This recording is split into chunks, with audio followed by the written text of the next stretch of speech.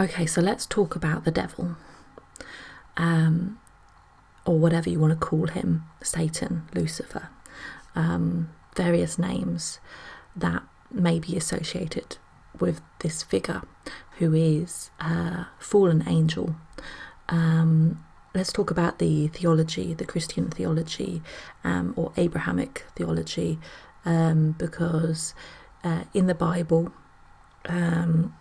we read about this God called Yahweh, specifically talking about Yahweh as the God of his chosen people, his followers, and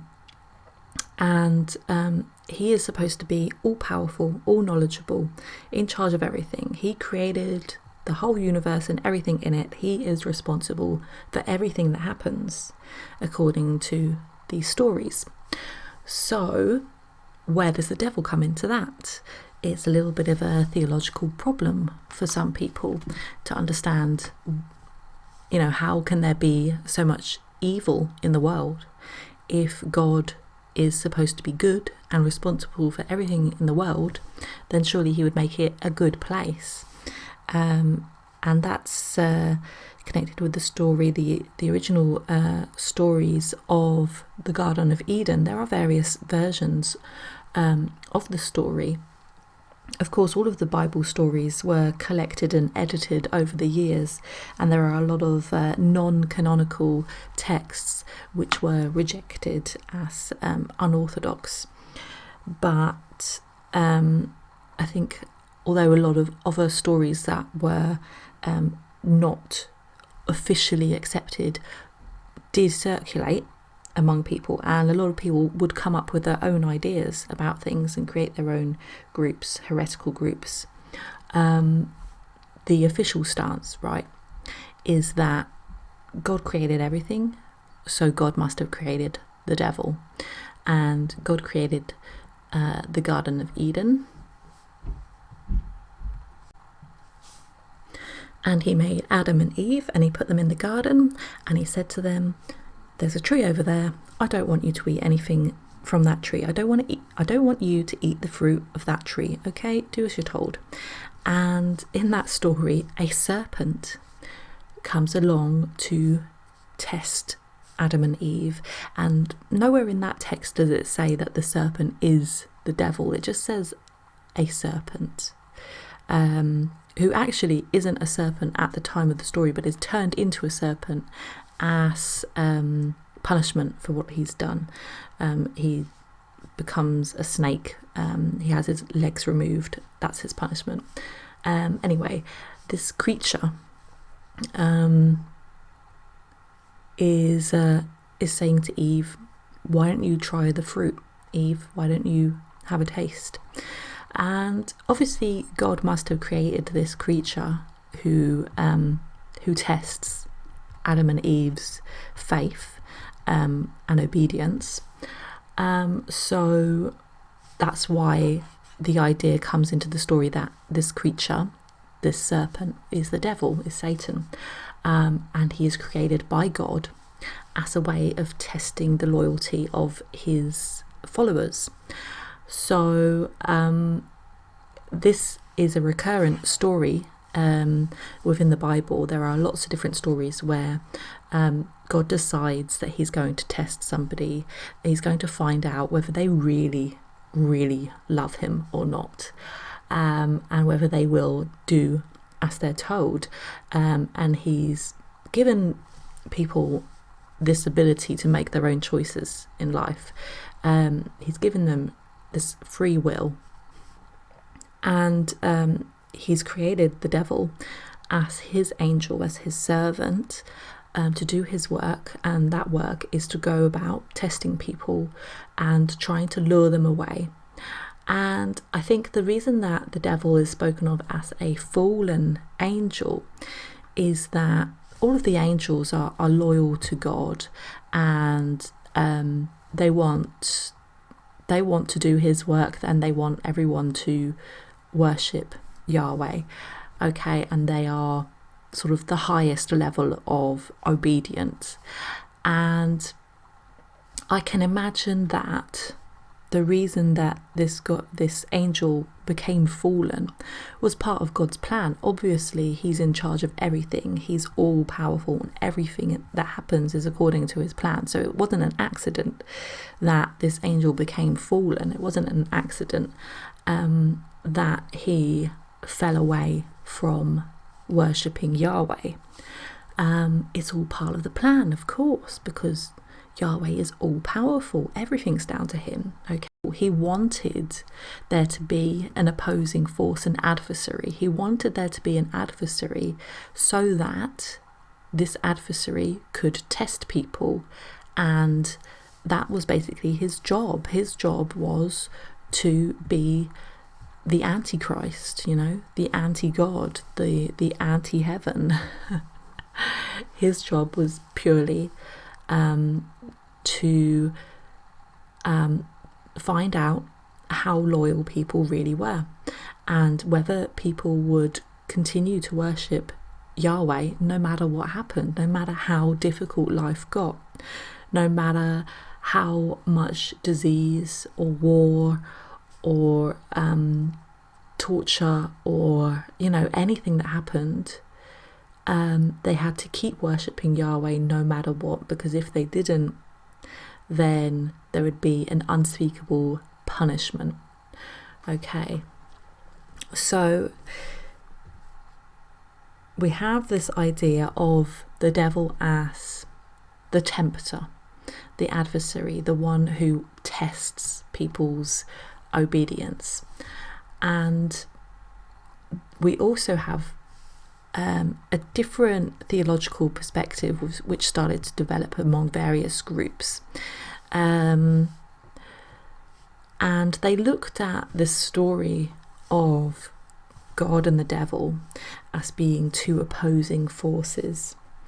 And to a lot of people it didn't make sense. To a lot of people they looked at this and thought, well, it seems like there are two gods in the world. There is one God of law and order, and there is another God of the wilderness, of unlawfulness, of disobedience, and as such he is God of freedom, because the God of the Bible, Yahweh, the God Yahweh, can look like a very tyrannical God. He does all kinds of awful things to people in the Bible stories. And this was during a time when people were actually beginning to read the Bible for the first time, because for several hundred years the vast majority of people were illiterate. They couldn't read the Bible. They had no idea what the Bible actually said. All they knew was through the preaching of ministers, priests, etc. And slowly, as literacy levels started to rise up and the printing press was invented, people could get their hands on a Bible and read it for themselves. And I think this is why there were more problems with religion, with religious authority, and a lot more new forms, new sects rising up. And this is the whole Protestant movement, was basically a result of people reading the Bible for the first time and drawing different conclusions to what they had learnt through the Catholic Church or the Orthodox Church.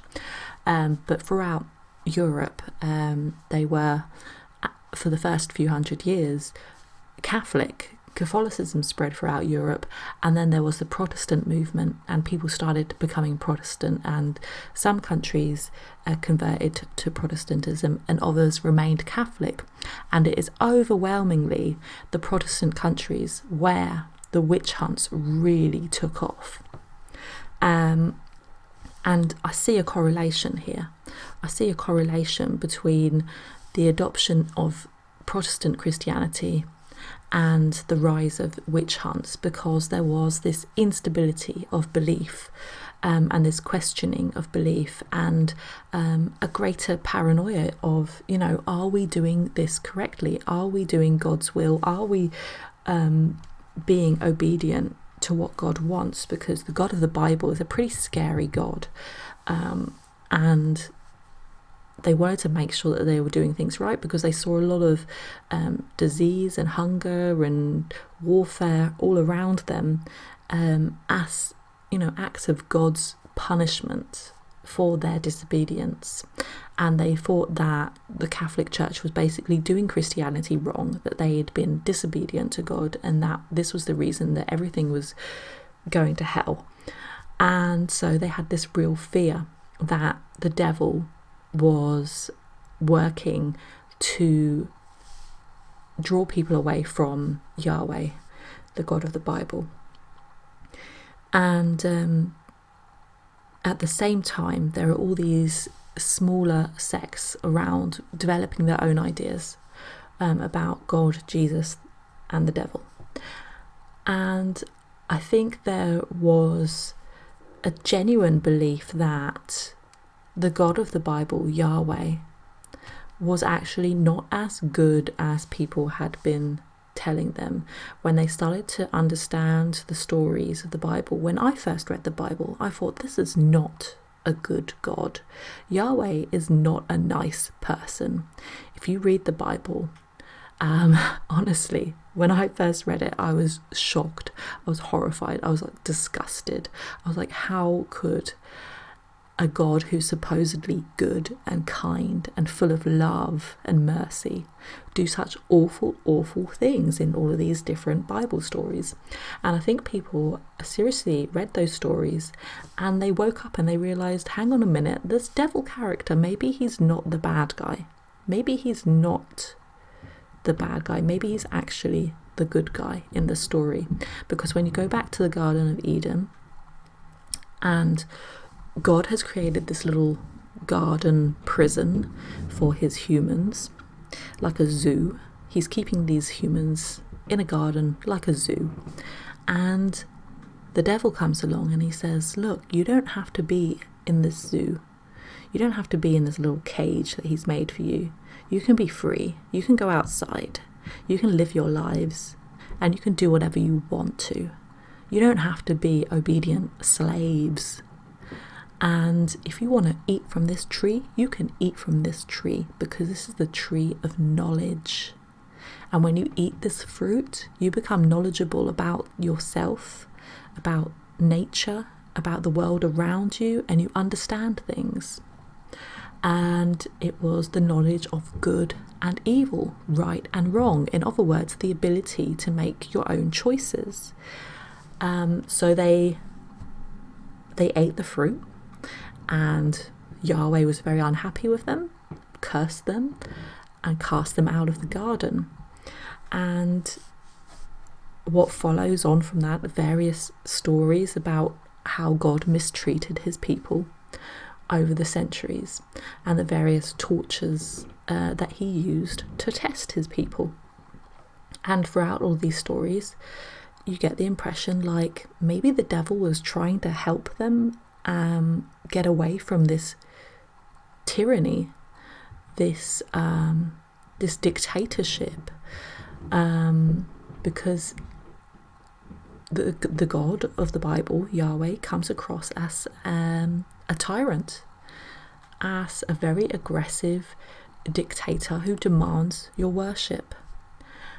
And I believe that this is where the Luciferian theology comes in. Luciferian theology is the belief that the devil, Lucifer, is actually a force for good.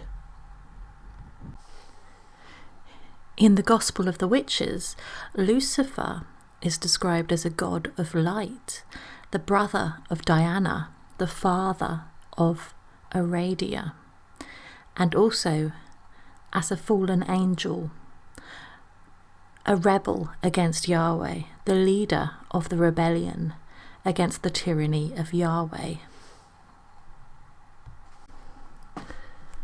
The supposed beliefs of the witches was that Lucifer was the liberator, Satan was the saviour, the devil was the good God, the one who provided, the one who set them free, the one who allowed them to dance and sing and make merry. So when people say that witches don't believe in the devil and that witchcraft has nothing to do with devil worship, I think what they really mean is that witches have nothing to do with the Christian idea of the devil as evil personified, because the witch's devil is not evil personified. He's not completely good either. He's somewhere in between. He's a little bit neutral. He can be the provider of good things. He can be quite scary as well. He can be everything, because he doesn't claim to be completely good or completely evil. He's simply a god of nature, of the natural world, which is more of a grey zone, and what he provides is the liberation to be able to enjoy your life as you see fit, to make your own choices rather than follow the strict rules of the Bible. The devil offered them personal empowerment. He said instead of going to church and praying for God's mercy, they should do their own work, witchcraft. They should cast spells, they should make magic, they should decide their own fate. Modern witches knew him as the horned god, Canunus, Faunus, Pan, the goat-foot god, god of the witches.